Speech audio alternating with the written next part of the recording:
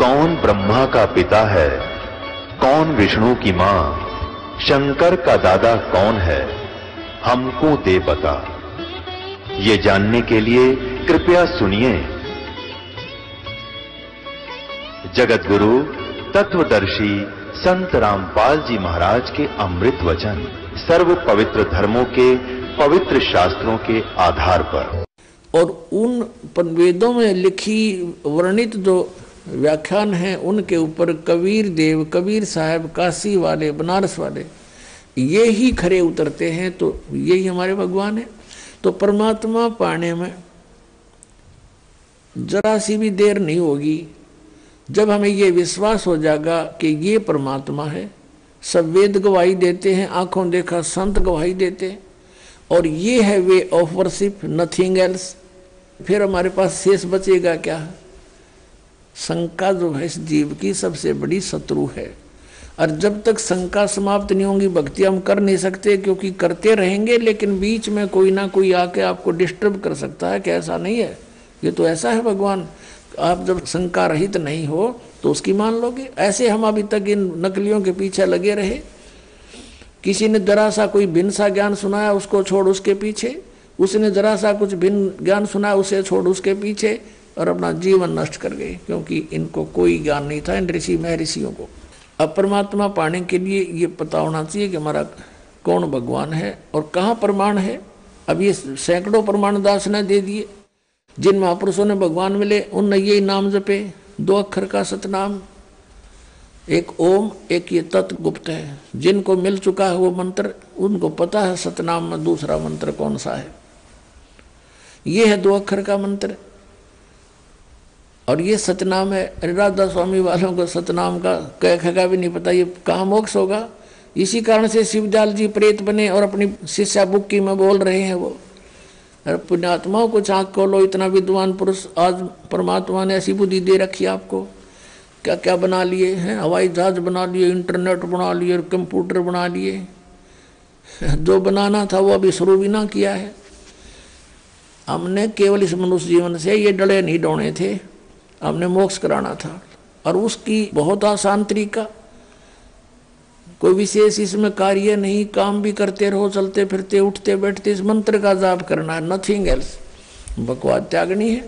तो यहाँ क्या बताते हैं कि उस परमात्मा के विषय में, अब आंखों देखा वो संत जिनको भगवान मिले वो क्या कह रहे हैं, सेवक हो के उतरे, सेवक हो के उतरे, ऊपर ते आए नीचे उतरे,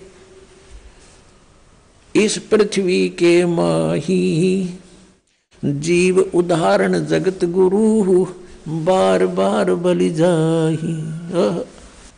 ऋग्वेद मंडल नंबर 9 सूक्त 86 के मंत्र 26-27 में, ऋग्वेद मंडल नंबर 9 सूक्त 82 के मंत्र 1, 2, 3 में, ऋग्वेद मंडल नंबर 9 सूक्त 20 मंत्र 1 में, ऋग्वेद मंडल नंबर 9 सूक्त 1 मंत्र 8-9 में, ऋग्वेद मंडल नंबर 9 सूक्त 96 और मंत्र 16 से 20 में है, और भी अनेक स्थानों पे।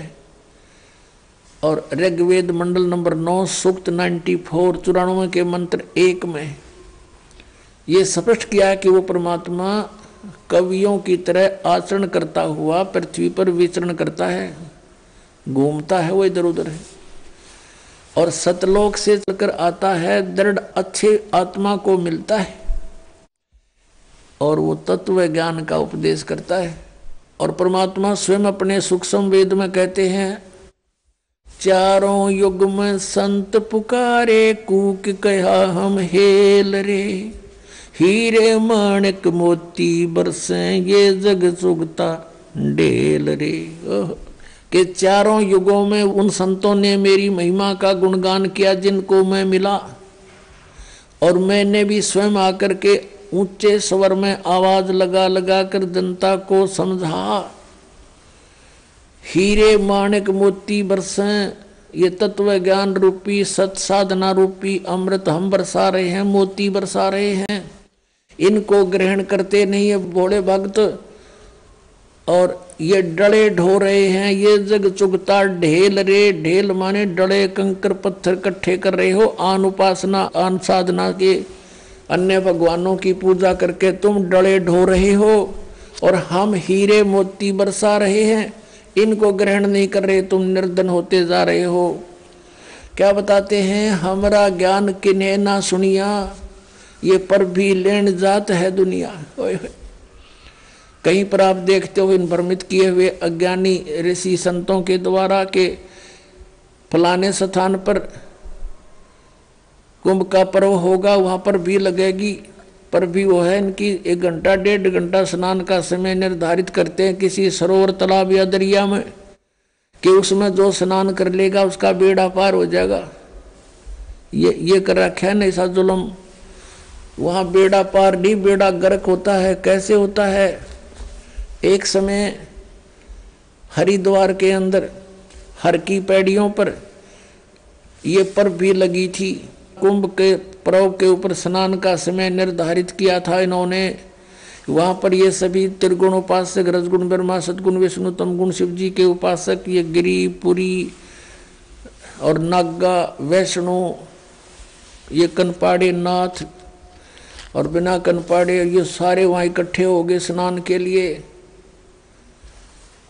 स्नान करने का जब समय आया, वहाँ क्या होता है, गिरी अलग ग्रुप में, पुरी अपने न्यारे ग्रुप में, नागा अलग से इकट्ठे हो जाते हैं, वैष्णो अलग से इकट्ठे हो जाते हैं। वहां से फिर स्नान करने के लिए चलते हैं अपने अपने मुखिया के पीछे। सबसे पहले नागा चले गए ऊपर भी नहाने के लिए, पर भी लेन मोक्ष प्राप्ति के लिए बेड़ा पार कराने गए थे नागा। सबसे पहले पैर की पैड़ियों पर खड़े हो गए स्नान करने के लिए। पीछे से आगे ये सतगुण विष्णु जी के उपासक वैष्णो साधु आए। उन्होंने कहा, अरे नागाओ, पहले हम स्नान करेंगे, हम सर्वश्रेष्ठ हैं, तुम बाहर आओ, अभी स्नान नहीं करना तुमने। वो तैयारी पकड़ रहे थे स्नान करने की।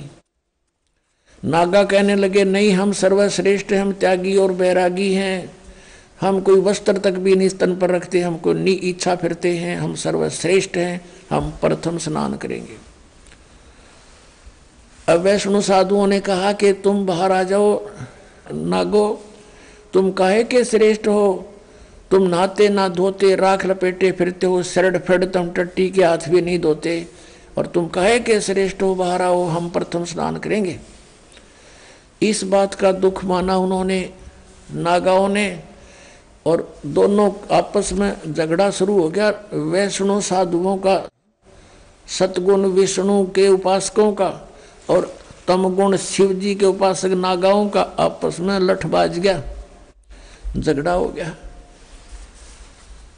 और वहां लगभग 25,000 ये त्रिगुणोपासक कटका मर गए वहां पर भी लेन गए थे, बेड़ा पार करान हो गया, बेड़ा गर्क।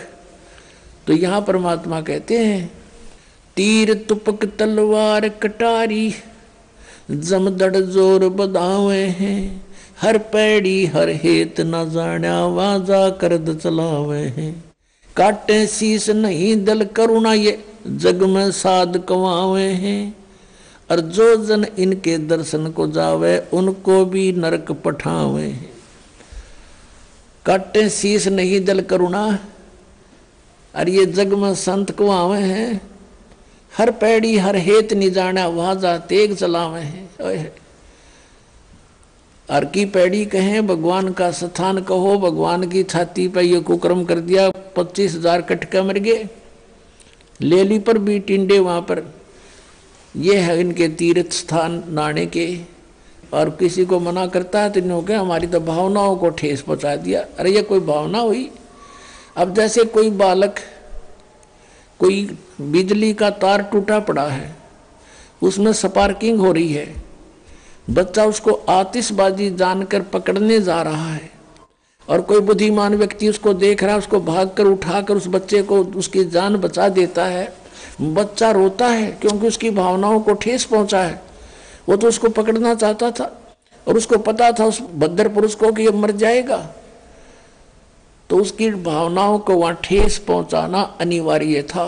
तो इस दास का उद्देश्य यही है। इसको अगर तुम ठेस मानते हो तो ठेस सही, पर तुम्हारी जान बचेगी ना, सारी वीरान मट्टी होगी आपकी, क्योंकि शास्त्र विरुद्ध साधना करके। तो यहाँ क्या बताते हैं, चारों युग में संत पुकारे, कूक कहा हम हेल रे, हीरे माणिक मोती वर्ष, ये जग चुगता ढेल रे। अब चारों वेदों में ये प्रमाण है कि वो परमात्मा ऊपर सतलोक में रहता, तीसरे मुक्ति धाम में, और वहां से चलकर आता है गति करके, बिजली जैसी गति से।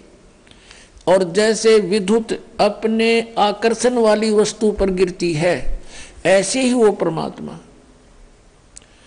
अपनी प्यारी उस श्रेष्ठ दृढ़ भक्त आत्मा को ही आकर मिलता है, वहीं आकर वो उपस्थित होता है और फिर उसको ज्ञान सुनाता है, उपदेश देता है, तत्व ज्ञान से परिपूर्ण करता है। फिर वो प्यारी आत्मा आगे उनको परमात्मा से प्राप्त ज्ञान को जनसाधारण तक पहुंचाने की पूरी चेष्टा करता है। उनमें से कौन कौन है वो दृढ़ भक्त और अच्छी आत्मा है जिनको परमात्मा मिले इस कलयुग में? आदरणीय मुरुगदास साहिब जी, आदरणीय धर्मदास साहिब जी, आदरणीय मुरुगदास साहिब जी, ये अरोड़ा जाति से थे, खत्री जाति से, किसान थे। और आदरणीय दादू साहिब जी, आदरणीय नानक साहिब जी, जो सिख धर्म के प्रवर्तक हैं, लेकिन ये भी कालूराम मेहता खत्री यानी अरोड़ा जाति से ही थे और सिख धर्म के प्रवर्तक यही माने जाते हैं। आदरणीय दादू साहिब जी, आदरणीय गरीबदास साहिब जी, गांव छुडानी, जिला झज्जर, हरियाणा वाले, जिसके उपलक्ष्य में ये शुभ समागम हो रहा है। जिस दिन परमात्मा कबीर साहब सतलोक से चल कर आए थे, वो सतपुरुष, और अपने उस दृढ़ भक्त अच्छी आत्मा गरीबदास जी को मिले थे, सचखंड दिखा था और वापस छोड़े थे। ये वही समागम हो रहा है। आदरणीय गीसा दास साहिब जी, गांव खेखड़ा, जिला मेरठ, उत्तर प्रदेश वाले, इनको भी ऐसे ही मिले थे और 3 दिन तक इस गीसा साहिब जी का भी ऐसे ही स्थिति रही थी, बेहोश पड़े रहे थे। गरीबदास साहिब जी को भी 8-7 घंटे तक ऐसे ही मृत मान लिया गया था। और ऐसे दादू साहिब जी भी 3 दिन तक बेहोश पड़े रहे थे। ऐसे ही नानक साहिब जी भी 3 दिन तक उनको अंतर ध्यान कर दिया गया था, उनके शरीर को कहीं रख दिया गया था परमात्मा द्वारा, और सचखंड दिखाकर, सतलोक दिखाकर अपने से परिचित करके बेई नदी से लेकर गए थे, फिर वापस छोड़ दिया था।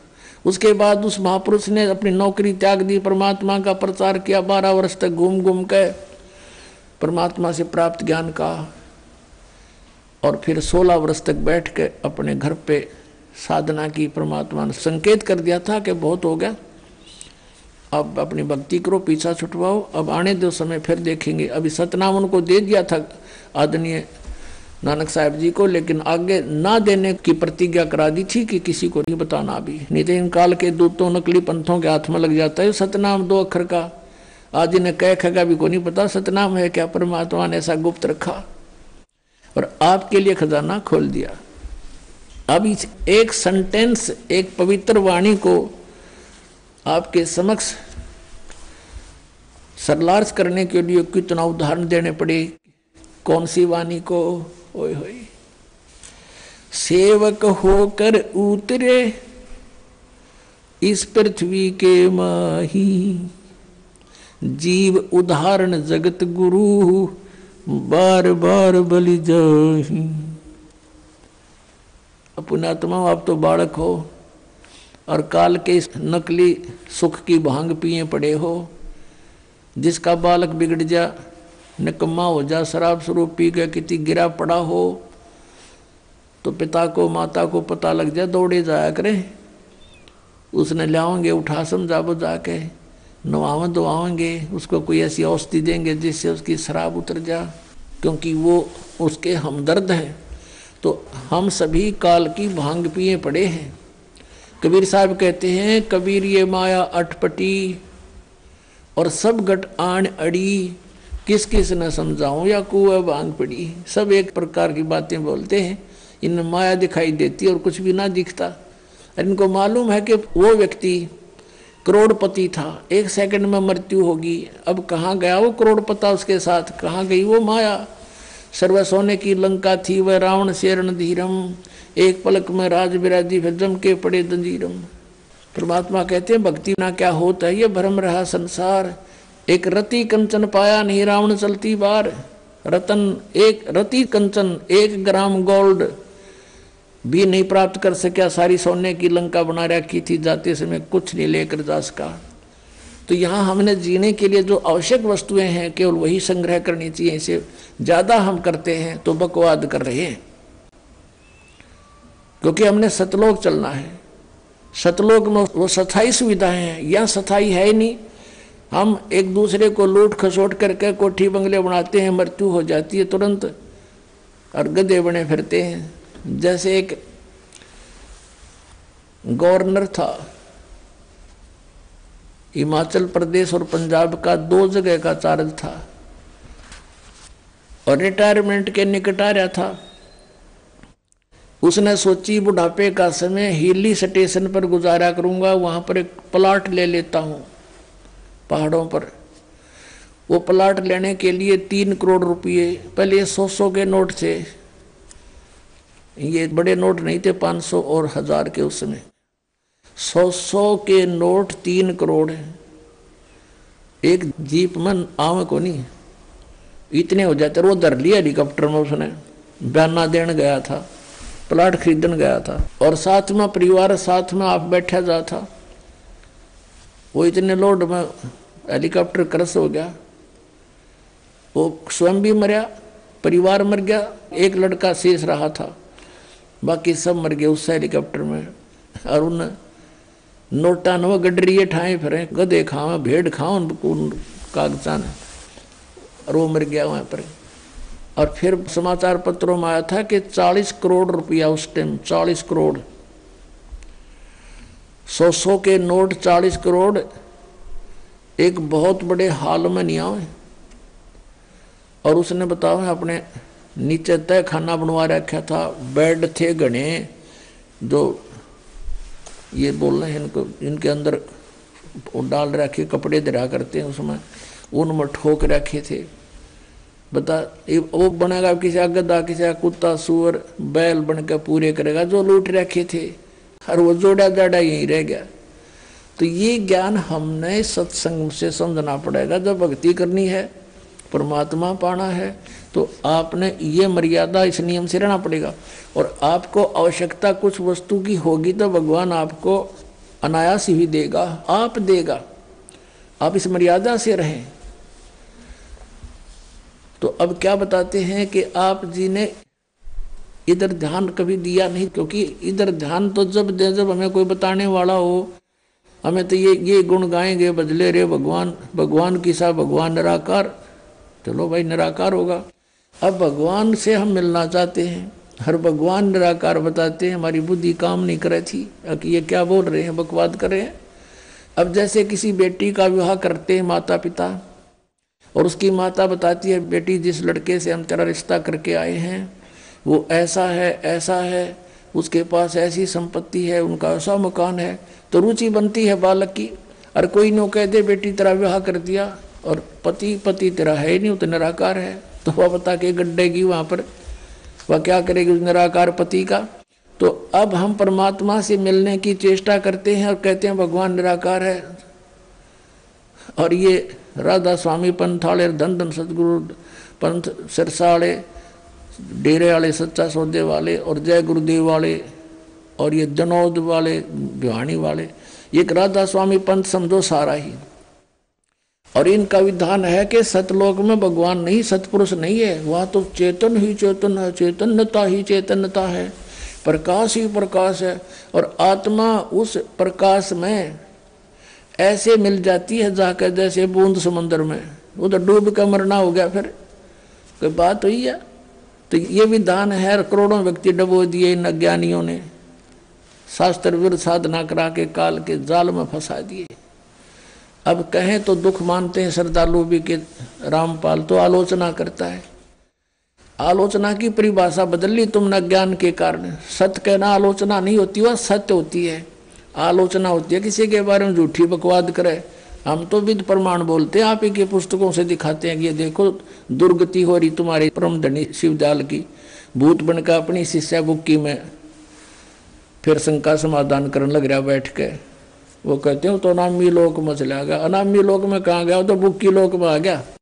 अब यहाँ क्या बताते हैं? सेवक हो के उतरे इस पृथ्वी के माही, जीव उदाहरण जगत गुरु बार बार बलि जाही। गरीबदास जी कह रहे हैं कि एक दास बनकर आए भगवान, सेवक होके उतरे इस पृथ्वी के माही, उतरे सतलोक से चल के आए। और किस उद्देश्य से? जीव उदाहरण जगत गुरु। और कहते हैं बार बार बलि जाऊं मैं।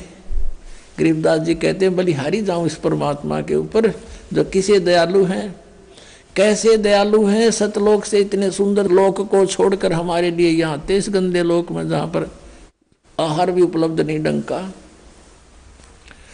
और दास बनकाए कबीरदास सांस गेल जितनी वाणी बोली कबीरदास, दास कबीर।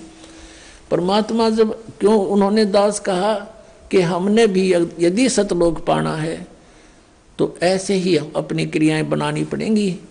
यहाँ पर कोई भी जिसने अपने आप को स्वामी माना है वो पेटे हैं अंत में। किसी राजा को देख लो, इन हिरण्यकशिपु को देख लो और रावण को देख लो, भक्ति करें और साथ बकवास नहीं चलेगी। अब रावण जैसी साधना कोई नहीं कर सकता। यहाँ से धड़ काट कर चढ़ा दी, भगवान के निमित्त समर्पित कर दिया। लेकिन कुठोड़ कुपात्र के स्थान कुपात्र को दे दिया, वो शीश सुपात्र को देता तो लाभ होता। शिव की उपासना तमोगुण की करके राक्षस कहलाया। गीता जी अध्याय नंबर 7 के श्लोक 12 से 15 में स्पष्ट किया है। तीनों गुणों की उपासक रजगुण ब्रह्मा सतगुण विष्णु तमगुण शिव जी की जो साधना करते हैं वो राक्षस स्वभाव को धारण किए हुए मनुष्यों में नीच दूषित कर्म करने वाले मूर्ख, वो मेरी भक्ति भी नहीं करते, गीता ज्ञानदाता कहता है। तो इस प्रकार ये भक्ति भी करते थे, दास नहीं बने, तो अंत में क्या हुआ इनके साथ? तो यहाँ क्या बताते हैं? सेवक हो के उतरे और इस पृथ्वी के माँ, जीव उदाहरण जगत गुरु बार बार बलि जाम। अपने प्यारी आत्माओं का उद्धार करने के लिए वो जगत गुरु यानी सबका गुरु, सबको तत्व ज्ञान देने वाला केवल एकमात्र कबीर जी हैं और वही परमात्मा है। अब फिर बताते हैं वो कहाँ आए? काशीपुरी कष्ट किया उतरे अदर आधार यानी ऊपर तो नीचे आए। मोमन को मुजरा हुआ वहां जंगल में दीदारे। मोमिन यानी उस नीरू नामक मुसलमान जुल्हे को परमात्मा ने जंगल में दर्शन दिए लहर तारा तालाब पर। अब उस परमात्मा का कितना सुंदर शरीर था। कोट कर्ण शशि भान सुध आसन अदर विमाने, परसत पूर्ण ब्रह्म को शीतल पिंड और प्राणी। अब परमात्मा का कहते हैं ऊपर आसन अधर विमान। सतलोक में तो उस परमात्मा का ऐसा शरीर है, करोड़ सूर्य करोड़ चंद्रमा, ऐसी शोभा है। कोट किरण शशि भान सुध, शशि माने चंद्रमा, भानु माने सूर्य। कोट किरण शशि भान सुध वो आसन अधर विमाने। और वही परमात्मा फिर कहते हैं बालक रूप में, परसत पूर्ण ब्रह्म को शीतल पिंड और प्राण। कहते हैं माई का नीरू ने जब परमात्मा को सीने से लगाया, कहते उसके प्राण आत्मा में एकदम शांति छागी, जैसे जले हुए पर बर्फ रख दी जाती है, एकदम शांत कर देता है। फिर क्या बताते हैं? गोद लिया मुख चूम कर हेम रूप झलकनते, जगर मगर काया करे जैसे दमके पद्म अनंत। उस माई ने शिशु रूपधारी बालक को कहते हैं मुंह चुम्या, गोद में लिया। और परमात्मा का कैसा रूप था? हेम रूप झलकंत। हिम माने बर्फ। और परमात्मा कबीर जी बालक रूप में कैसा सुंदर शरीर था? कहते बर्फ जैसा सफेद शरीर। जैसे कोई कपड़ा लेने जाते थे ना दुकान पर, तो यूं कहा करते, भाई स्नो वाइट कलर देना। स्नो वाइट माने बर्फ जैसी सफेदी वाला। तो यहाँ कहते हैं गोद लिया मुख चूम के और हेम रूप जलकंत हिम की तरह झलक रहे थे परमात्मा। और जगर मगर काया करे जैसे दमके पद्म अनंत, इतना सुंदर शरीर मालिक का, जगमग जगमग काया करे जैसे नरे पद्म चमक रहे हों, इतना सुंदर नूर था दाता का। फिर ये सा रूप दिखा के फिर बालक के रूप में हो गए। अब नीरू स्नान करके बाहर आया और नीमा उस बालक के प्यार में इतनी मदहोश हो गई थी, वो सब शुद्ध विसरा बैठी थी, बार बार कभी ऊपर को देख रही थी, कभी बालक के मुख को देखकर सो शुक्र बना रही थी, गदगद हो रही थी और झूम रही थी। अब उसने देखा कि नीरू ने अपना आइडिया लगाया कि पहले हम हिंदू थे, हमें बाई फोर्स मुसलमान बना दिया। अब हिंदुओं से हमारा लिंक नहीं, मुसलमानों में ऐसी अभी कोई हमारी पकड़ नहीं। अब हम इस बच्चे को घर ले जाएंगे, लोग कहेंगे कहाँ से लाए, हम कहेंगे कमल के फूल पे, लोग कहेंगे कमल के फूल पर बालक विराजमान हो ही नहीं सकता, ये झूठ बोल रहे हैं। और कहेंगे पूछेंगे इनका माता पिता कौन है, उसको वापस देकर आओ, हमें पीटेंगे छेतेंगे, हमें घर से बाहर निकाल देंगे, बच्चा भी छीन लेंगे, अनाथालय में दे देंगे। गुणात्माओं परमात्मा के मार्ग में यदि आपने कदम रखना है तो इसमें अविश्वास नहीं होना चाहिए। जैसे क्योंकि बगैर ज्ञान के व्यक्ति तो कुछ भी बोल सकते हैं, वो कह सकते हैं कि कमल के फूल पर बालक हो ही नहीं सकता, वो रुक ही नहीं सकता। भगवान ने पृथ्वी रोक रखी बगैर किसी स्तंभ के, बगैर किसी सपोर्ट के, और ये घूम रही है खुद भी और वैसे भी घूम रही है ऐसे, तो परमात्मा क्या नहीं कर सकता। फिर भी आपको एक उदाहरण बताते हैं। इस दास को क्रोथा कांड के झूठे केस में जेल में कुछ समय व्यतीत करना पड़ा। वहाँ पर एक कर्मचारी था, यानी वार्डन था, उस जिस वार्ड में मुझे रखा हुआ था।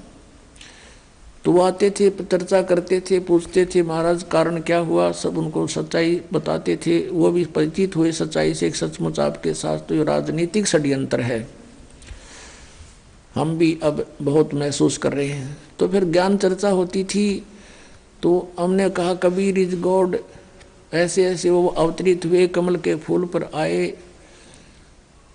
तो उससे पहले वही वार्डन, वो पुलिस वाला कह रहा था, 2 दिन पहले चर्चा चल रही थी, कहने लगे जी हमारा एक मित्र है पुलिस वाला, उसके घर पे एक बथुआ है। बथुए का पौधा आपने देखा होगा, 1.5-2 फुट का होता मैक्सिमम, हमने तो इससे बड़ा देखा नहीं था।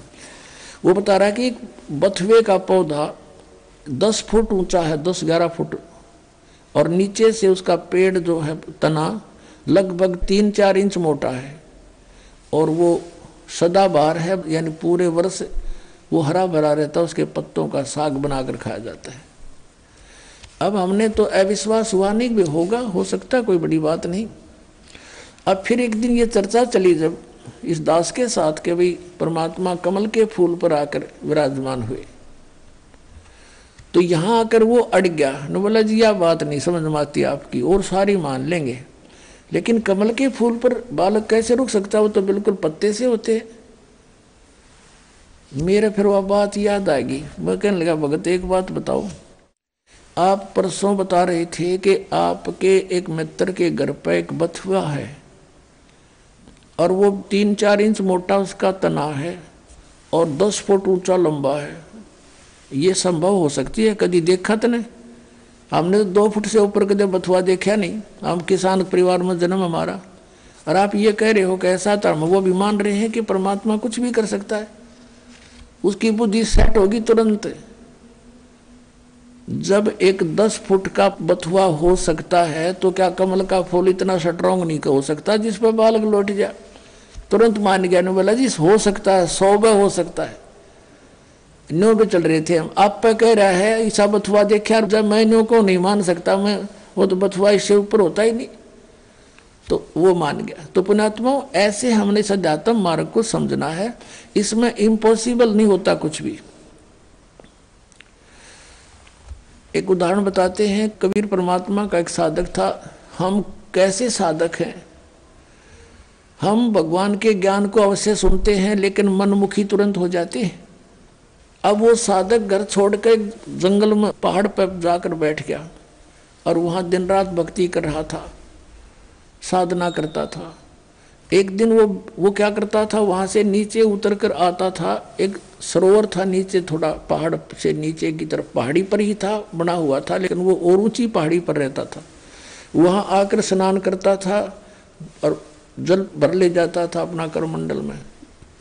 एक दिन वो बीमार हो गया, इतना असहाय हो गया कि वो स्नान करने मुंह धो नहीं सकता था, और मुंह धोए बिना वो भगवान नहीं बच सकता था। इस तरह की अपनी अटकल बना रहा था। तो वो रोने लग गया बहुत बुरी तरह, हे भगवान मैं मुंह धोऊंगा कैसे, मुंह धो नहीं सकता, आपको याद कैसे करूंगा, ऐसे तड़प कर रहा था। अब कहते हैं, दारी मेरे संत की मोह से मिटे नहीं अंश। अब उसके लिए परमात्मा ने क्या किया, इतनी जबरदस्त वर्षा कर दी कि पूरी पृथ्वी पर जल ही जल हो गया, कम से कम 200 400 फुट ऊंचा। और फिर वो जल उस पहाड़ी के निकट पहुंचा जहां वो संत बैठा था। इतना निकट कर दिया वो जल कि उसने ऐसे देखा, अरे जल यहाँ आ गया, अरे वर्षा इतनी अच्छी होगी। और उसने फिर मुंह धोया, मुंह धो के पानी पिया। फिर उसने देखा कि ये तो सब कुछ नाश हो गया, प्रलय होगी। फिर उसको आकाशवाणी हुई कि तेरे लिए ये करना पड़ा मुझे। तब रोने लग गया, हे भगवान मुझ पापी के लिए इतना अनर्थ हो गया, सारी जनता मर गई मालिक। कहते उसी एक्शन एज इट इज कर दिया, जो का तू एज इट इज, जैसे जो जहां काम कर रहा था एज इट इज, कलम पकड़ थी तो कलम में पकड़ा बैठा वहां पर। तो यहाँ के बारे में कहते हैं, मौला थल से जल करे और जल से थल कर देत, साहेब तेरी साहेबी अब श्याम कहूं अक्सवेत। परमात्मा एक सेकंड के कुछ क्षण में भी पूरी पृथ्वी पर जल ही जल विनाश कर सकता है। और दूसरे अक्षर में जो का तू, आपको जैसे यहाँ बैठे हो ऐसा ही बैठा दे, आपका याद भी ना हो मेरे गल बनी थी क्या। इतना सामर्थ्य परमात्मा में है। और हम इन अनाड़ियों के कारण, अज्ञानता के कारण, शास्त्र विरुद्ध साधना करने के कारण, परमेश्वरीय लाभ से वंचित रहने से हम ये सोच बैठे हैं ऐसा नहीं हो सकता, ऐसा नहीं हो सकता। और ये अगर मगर जो है, ये हमारे भक्ति मार्ग को समझने में बहुत बड़ी बाधा है। परमात्मा के मार्ग में कभी भी अविश्वास नहीं होना चाहिए। एक कथा सुनाता हूं। इस दास को जब तक ये ज्ञान नहीं प्राप्त हुआ था, तब ऐसे ही कोई जैसा भी कोई ज्ञान देता उसको उसका सच्चाई लगता था हमें। हमारे घर पे, हमारे किराए के ऊपर एक आर्य समाज का एक व्यक्ति रहता था। वो टीचर था, वो शास्त्री बताता था अपने आप को, और बहुत अच्छी नेक आत्मा था, बोलन बतलाने का स्वभाव ठीक था उसका। तो फिर मुझे उपदेश प्राप्त हो गया। पहले जब हम चर्चा करते थे उससे, तो वो कुछ भी कह देता था, उसकी बात को मानते थे। वो महर्षि दयानंद का पुजारी था। जब दास को ये ज्ञान हुआ, सन 1988 में नाम प्राप्त हुआ, तो 1989 में एक वर्ष बाद दास ने क्या सोचा कि ये भक्ति बोध जो आपको देते हैं मंत्र, ये नित्यनेमकरण की पुस्तक, ये छपवाई। इस दास ने कुछ पुस्तक छपवाई 2000 या जैसा भी, और वो छपवाई इसलिए थी कि गुरुदेव को दे देंगे और वो अब भक्तों को आगे फ्री बांटते हैं। अब वो जब वो ऊपर एक हमने पूजा सतल बनाया था 15 बाई 5.5 का, गैलरी के ऊपर अलग से सेपरेट बनाया था। उसमें खिड़कियां लगाई थी, एक शीशा टूटा हुआ था, उन खिड़कियों के बाहर की साइड में लोहे की जाली लगानी थी। ये मच्छरों से बचाने की होती है ना जालियां, लोहे की जाली। तो ये दास से उसका साइज नाप के ले गया। वो थी, चौड़ाई तो थी 2 फुट 8 इंच, ऊंचाई थी 4 फुट। अब 2 फुट 8 इंच मैंने ऐसे 2 और फिर डैश ला के 8 इंच के ऊपर 2 डैश ला के अपनी इस इंजीनियरिंग भाषा में लिख रखी थी। वो तो आम आदमी भी ऐसे लिखता है। तो वो जा करके मैंने एक लोहे वाले दुकानदार से दे दी कि भाई ये जाली तैयार कर दे इस साइज की। मैं कुछ और सामान ले आता हूँ। स्कूटर ले रखा था मैं, छोटा 2 व्हीलर मोटरसाइकिल टाइप। मैं सामान आगे से कुछ और लेकर आया तो उन्होंने उसके नौकर ने वो जाली काट के पैक करके रखी। उसकी पेमेंट करके दास चल पड़ा। घर पे आया, बड़ा लड़का छोटी उम्र का था, 13-14 वर्ष का होगा, और एक और किराएदार रहता था वहीं पर, बिहार साइड का था वो। उनसे कहा कि भाई तुम दोनों जने ऐसे करो, ये जाली लगा दो। उसमें सिर्फ लगा के कील ठोकनी थी और कुछ नहीं करना था।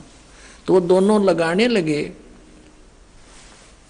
वो जाली लगाने लगे तो वो चौड़ाई में छोटी थी 8 इंच, उसके काटने में फर्क रह गया। धोखे से 2 फुट 8 इंच की बजाय 2 फुट काट दी और ऊंचाई से ही काट दी। उन्होंने मुझे बताया, लड़के ने फिर उसने दोनों ने कहा जी ये जाली तो छोटी है। मैं भी छोटी कैसे हो सकती है, मैं नाप के देख रहा हूँ नाप। मेरे सामने उन लगा के दिखाई 8 इंच छोटी। फिर मैंने ऐसे करके देखा, मैं कदे दूसरी तरफ चला दी, वो यूँ तो फिर और ज़्यादा अंतर था।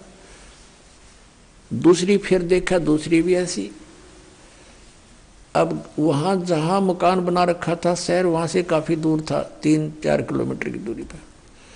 मैंने सोचा फिर देखेंगे, अब समय नहीं है। सुबह उठकर जल्दी अपनी ड्यूटी पर चला गया। उनने पीछे से उठा कर वह स्टोर में फेंक दी, उनकी माँ ने जाली। अब फिर ऐसे ही फिर कुछ दिनों के बाद क्या किया, पुस्तक छपवाई भक्ति बोध, और वो ऊपर रख दी उस पूजा स्थल में, तख्त के ऊपर। कुछ दिन के बाद क्या देखा कि शीशा फूटा हुआ था खिड़की एक साइड का, उसमें से चूहे घुस के उनको काटना शुरू कर रखा। तो फिर मेरे दिमाग में आई कि वो जाली जो 2 थी, उन दोनों को एक पर लगा देते हैं फिलहाल, फिर देखेंगे। कुछ समय नहीं था, कुछ ऐसा लीला मालिक की थी, यो खेल खेलना था इस दास के साथ। तो मैंने उन बच्चों से कहा कि भाई ऐसे करो, वो जाली जो छोटी थी कहाँ जी, वो ऊपर रखी है स्टोर से निकाल के, इन दोनों को ऊपर ओवरलैप करके एक खिड़की को कवर कर दो, इसमें से चूहे घुसते हैं। और पुस्तक काट दी भगवान की। उन्होंने कहा ठीक है जी। मैं चला गया अपनी ड्यूटी पर। तो शाम को मुझे चिंता थी कि नहीं लगा रखी होगी तो बच्चों से लगवाऊंगा। तो क्या देखा कि एक जाली लगा रखी है, एक जाली नीचे पड़ी है। अब मैंने देखा कि वो एक ही जाली पूरी पूरी लगी हुई है और कुछ एक्स्ट्रा लटक रही है। मैंने उनकी माँ से पूछा कि ये जाली वही है या कोई और चेंज करवा लाए बच्चे। उसने कहा जी मैं सुबह से इसको कह रही थी भाई तू लगा दे, इस जाली को लगा लो, तेरा पापा फिर नाराज होगा। और ये मान नहीं रहा था, खेलने चला गया। अब आया था 20 मिनट पहले और मैंने उतार के ये अभी दी थी इनको। वही किराएदार जो अनिल नाम था उसका, बिहार का रहने वाला था। उन दोनों ने सीढ़ी लगा करके वो एक साइड में लगा दी थी और वो एक लादीर एक पड़ी। मैंने कहा ये जाली तो छोटी थी। अब उनका ध्यान नहीं इतना और मेरा कलेजा पकड़ लिया। मैंने कहा बच्चा कहाँ है? वो बुलाया, दोनों इकट्ठे करे कि भी सच्ची बताओ। मैंने लड़के से कहा मेरे सिर पर हाथ रख के और कबीर साहब की कसम खा बेटा कि तू और नहीं लाई जाली। अगर नहीं पापा अभी मेरी मान उतार के नीचे डाली है। अरे ने पूछ लो अभी लगाई हमने। फिर मैं उनको याद दिलाया कि ये छोटी थी जब तुम पहले लगा रहे थे, साल भर पहले, 8-9 महीने पहले। कहा ये छोटी थी, बिल्कुल छोटी। दोनों को याद आ गया। अरे ये कैसे पूरी होगी कि हमने नहीं पता। एक ये पड़ी, उनको जंग लगा हुआ थोड़ा थोड़ा। एक रेनी सीजन ऊपर का उतर गया था उसका, वर्षा का मौसम भी ऊपर का उतर चुका था। पुण्यात्माओं, वो दिन है राज, ये दृढ़ हो गया इस दास को कि परमात्मा जो चाहे सो कर सकता है। हमने सुना था द्रौपदी का चीर बढ़ा दिया, परमात्मा ने दास की लोहे की जाली बढ़ा दी।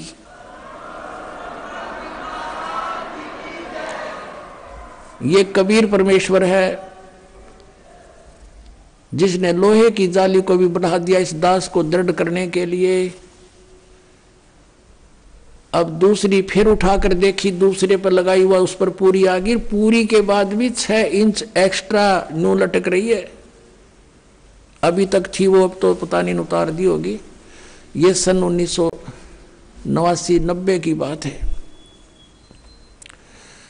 अब पुण्यात्माओं, उस दिन के बाद इस दास का जीवन बदल गया कि परमात्मा जो चाहे सो कर सकता है। अब उसके बाद उस आर्य समाज के उस दयानंद के चेले तो बात हुई, शास्त्री था वो। मैंने ये सोचा कि देख कितना अच्छी आत्मा का आदमी, हर कित फंस रहा है यो। उससे जब चर्चा होती थी पहले कि द्रौपदी का चीर बढ़ा दिया, हम तो भगवान कृष्ण ने मानना थे, श्री कृष्ण ने बढ़ा दिया, तो वो कहा करता कि ये सब बकवाद हैं, ये कभी हो सकता है, अब बढ़ा के दिखाओ कोई मुझे। वो तो वैसे श्री कृष्ण तगड़े थे, सूरवीर थे, जाकर धमका दिया होगा, खबरदार छोड़ दो उस लड़की ने, चीर बढ़ा करें कदे, तो हम ये भी मान लेते चल ऐसा हो गया होगा पहले। और जिस दिन से ये मालिक ने दया बख्शी, हम कैसे माने उस मूर्ख की इस बात को।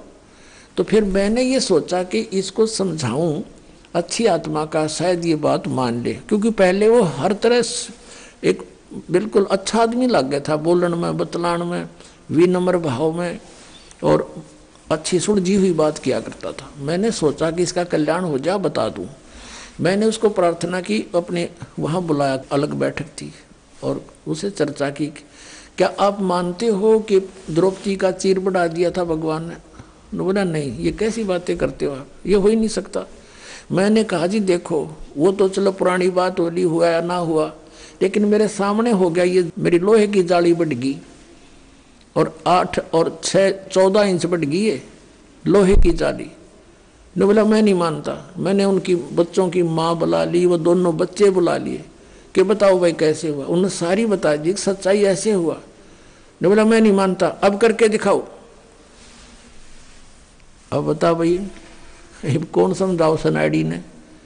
मैं चुप हो गया, मैं तो और लाल आंख होगी कोती, कहते इतना शरीफ दिखे था और कोती बहुत ज़्यादा यानी क्रोधित सा हो गया। हमने सोचा भाई क्यों ये लड़ पड़ेगा, चुप हो गया मैं नहीं बोला। फिर मैं इस बुद्धू ने भी क्या बताऊँ, हम 4-5 जने गवाही दे रहे हैं, ये एक उस अज्ञानी महर्षि की बात पड़ा बैठा है।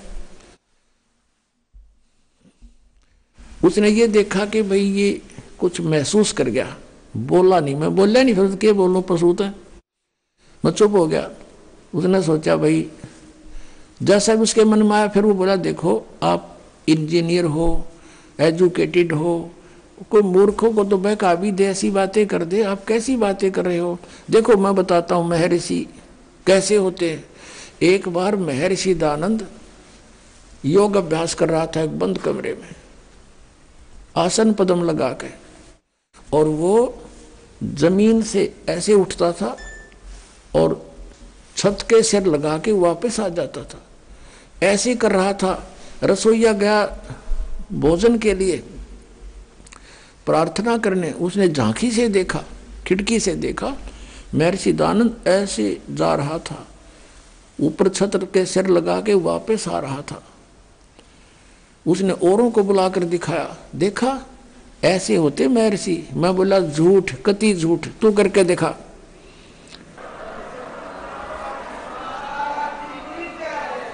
मैं बोला अब करके दिखा। ओडे का मुंह हो गया, नहीं हो गया, तू घना सियाना बना दिया कबीर पंथिया ने। वो पहले वाला रामपाल ना रहा, मैं पहले वाला ना रहा, मैं तारे मूर्खा ही सारी बात मान्या करता। मेरी आंखों के साथ भी तेरी तू अभी उसी घिसी पिटी बातों को बोल रहा है। तो पुण्यात्माओं, परमात्मा के मार्ग में अविश्वास नहीं होना चाहिए। 1-2 साधक थे, एक 40 वर्ष से साधना कर रहा था, बड़ी बड़ी दाढ़ी बढ़ा रखी, बैठक पति, परमात्मा प्राप्त दिखाई देता।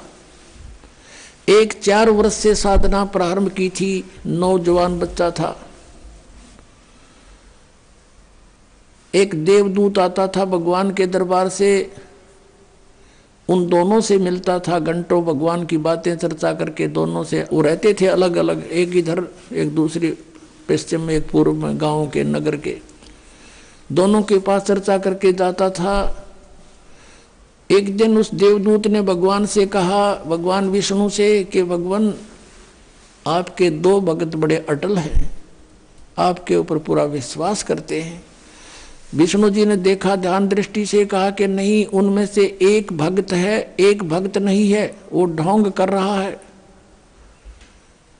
तो देवदूत ने कहा कि भगवान वो होगा जो अभी 4 वर्ष से लगा है, कि नहीं, जो बहुत पुराना लगा हुआ है वो भक्त नहीं है, वो विश्वासी नहीं है। देवदूत को ये समस्या आ गई कि शायद भगवान ने समझा नहीं होगा ढंग से। कहने लगा, जी इधर पूर्व की साइड में बैठा है ना, वो दाढ़ी बड़ी बढ़ रही है, बड़ा वो है, 40 वर्ष से लगा हुआ, आपका पक्का भगत है। कहने लगे, वही तो भगत नहीं है, भगवान बोले। अब वो देवदूत उसके मुंह का नहीं देखे, मालिक के मुंह का नहीं, भाई कैसे बोल रहे हैं परमात्मा। तो विष्णु ने कहा कि आपको मेरी बात पर विश्वास नहीं हुआ। देवदूत ने कहा, भगवान ये तो नहीं हो सकता कि आपकी बात अविश्वसनीय हो, लेकिन मेरी बुद्धि छोटी है, ये काम ना कर रही। तब विष्णु जी ने कहा कि आज तू थोड़ा सा देर से मिलने जाना उनको, और वो कारण पूछे तो उनको ये बताना। अब ठीक है। वो सबसे पहले गया तो उससे के पास, जिसने सही भगत मानना था, 40 वर्ष से भक्ति कर रहा था, उसके पास गया तो उसने पूछा उस बड़े भगत ने कि देवदूत आज तो बहुत देर कर दी, 2-3 घंटे लेट आए, क्या बात होगी, स्वस्थ तो हो।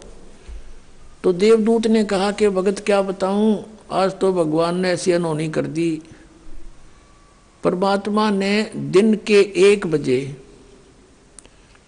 और एक अनहोनी लीला करनी थी, उसको देखने के लिए रुका रहा मैं।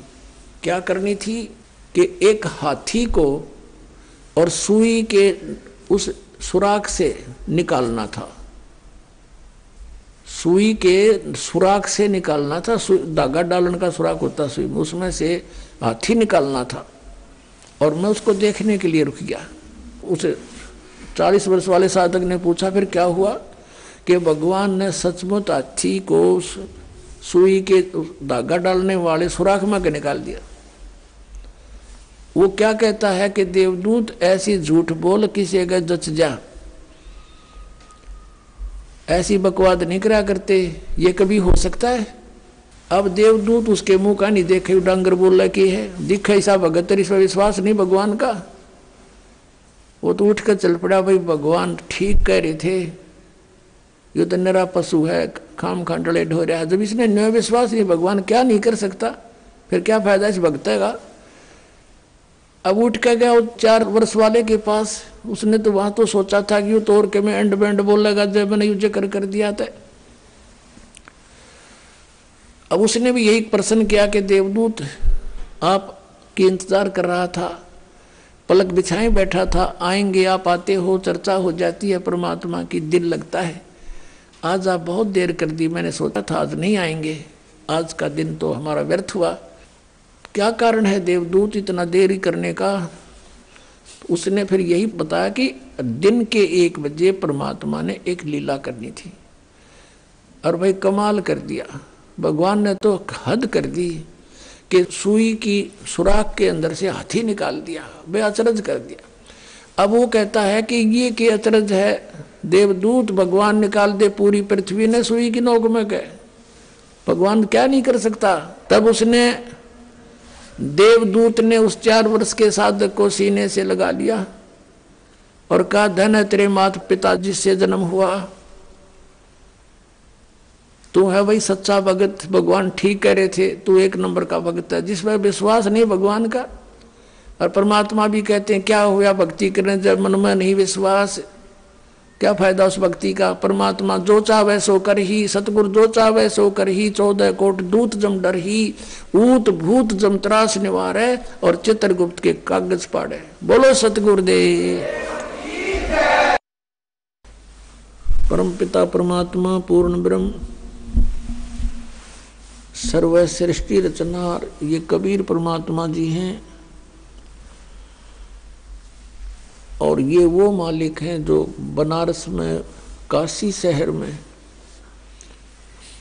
सहशरीर आए थे। एक कमल के फूल पर लहर तारा नामक तालाब में प्रकट हुए थे। वहां से नीरू नीमा एक जुलाहा दंपति उठा ले गए थे। ये परम अक्षर ब्रह्म हैं, सर्व सृष्टि रचनहार हैं, कुल के मालिक हैं। पुण्यात्माओं, अभी तक हमें परमात्मा के विषय में अध्यात्म मार्ग का ABC का भी ज्ञान नहीं था, अर्थात प्रारंभिक ज्ञान भी नहीं था। हमने परमात्मा जरूर सुना था, पर कौन है भगवान, कैसा है परमात्मा, कैसे वो मिलता है, कहाँ रहता है, ये जानकारी हमें कभी किसी ने नहीं दी। उस जानकारी को देने के लिए, उस ज्ञान को बताने के लिए स्वयं ही परमेश्वर आते हैं। वो स्वयं अपनी समर्थता से यहाँ पर स्थान बनाते हैं, नहीं तो ये काल बली सबको भ्रमित कर देता है। ये काल का लोक है, 21 ब्रह्मांड इस काल भगवान के लोक हैं। हम एक लोक में, एक ब्रह्मांड में रह रहे हैं। काल के 21 ब्रह्मांड हैं। काल के लोक में 21 ब्रह्मांड आते हैं और एक ब्रह्मांड के अंदर हम रह रहे हैं। इसमें 3 तो विभागीय मंत्री हैं इस काल भगवान के, श्री ब्रह्मा जी रजगुण विभाग के, श्री विष्णु जी सतगुण विभाग के, श्री शिव जी तमोगुण विभाग के। और ये केवल 3 लोकों के ऊपर स्वामी हैं, पृथ्वी लोक, पाताल लोक और स्वर्ग लोक पर। और ये स्वयं एक मुख्यमंत्री का रोल प्रत्येक ब्रह्मांड में करता है। वो परमात्मा असंख्य ब्रह्मांड का स्वामी है। वो इस काल के लोक में चलकर आते हैं, इस पृथ्वी पर आते हैं और हमें उस तत्व ज्ञान से परिचित कराते हैं। एक परमात्मा कबीर जी को छोड़कर जितने भी महान आत्मा यहाँ पर आए हैं, उन्होंने जनता को कुछ ज्ञान देने की चेष्टा की है, तो उस काल ने उनको अपने कब्जे में कर लिया।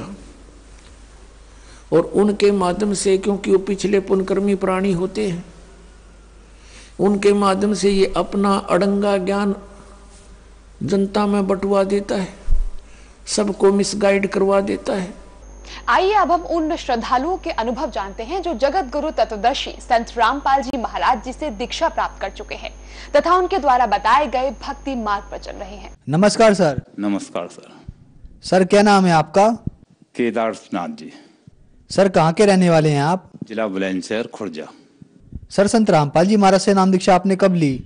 2014 28 जून को।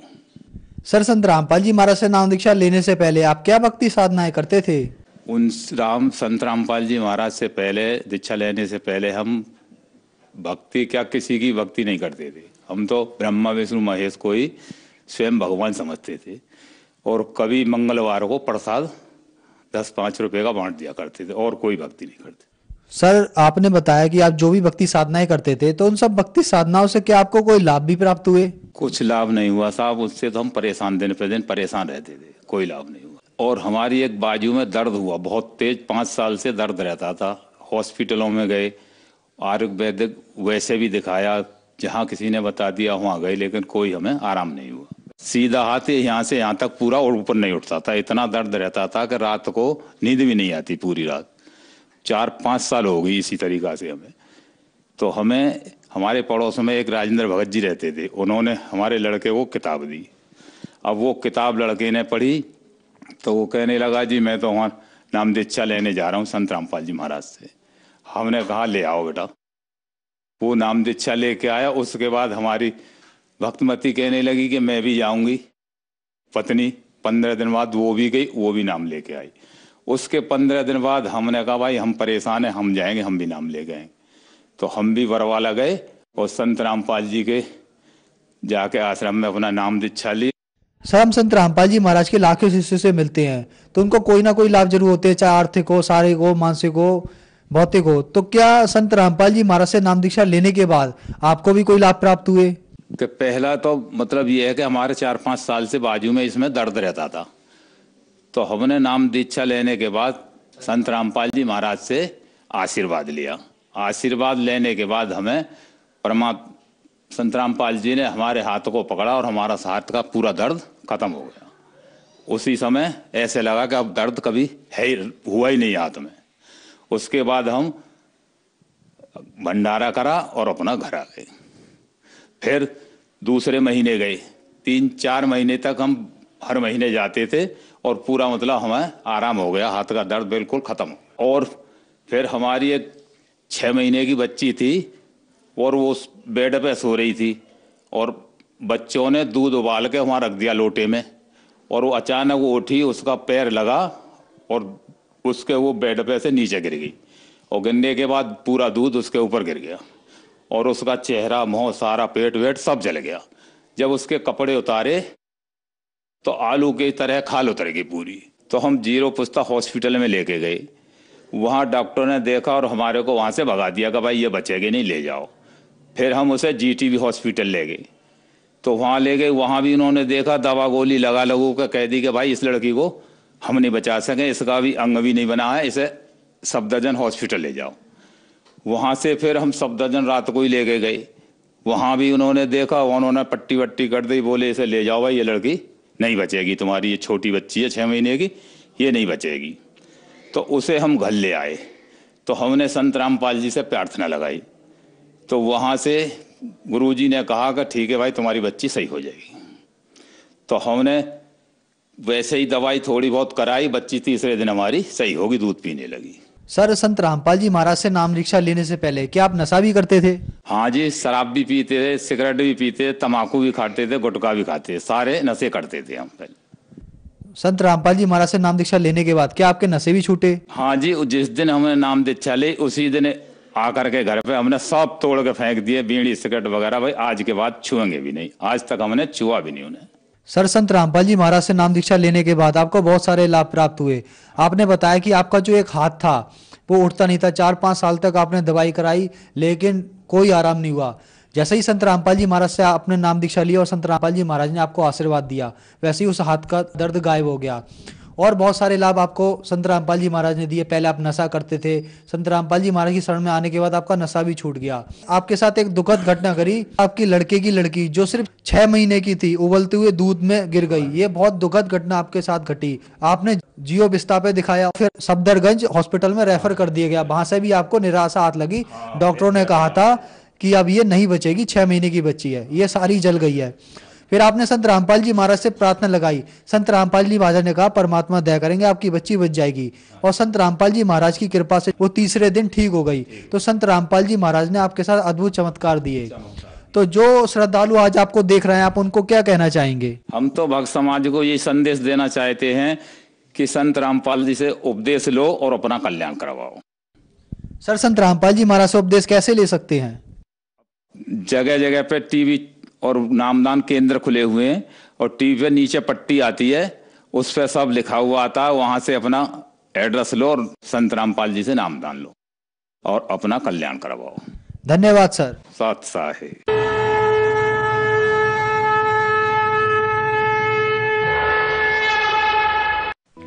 आप सुन